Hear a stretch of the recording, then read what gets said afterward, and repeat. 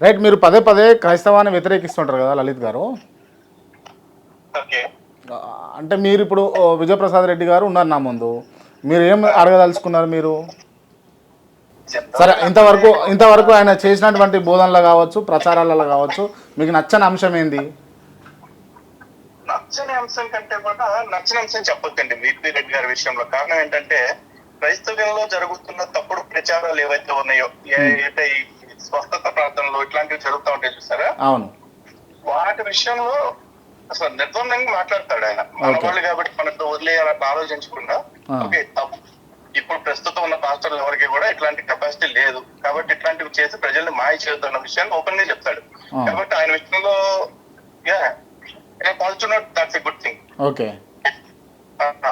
కాదు, ఏదైనా క్వశ్చన్ అడగాలి అని మీరు ఇన్సిస్ట్ చేస్తే నాకు రెగ్యులర్ గా క్రిస్టియానిటీ గురించి ఉండే వాటిలో ఆ, విజయ్ కుమార్ గారిని అడిగిన డౌటే అడుగుతాను.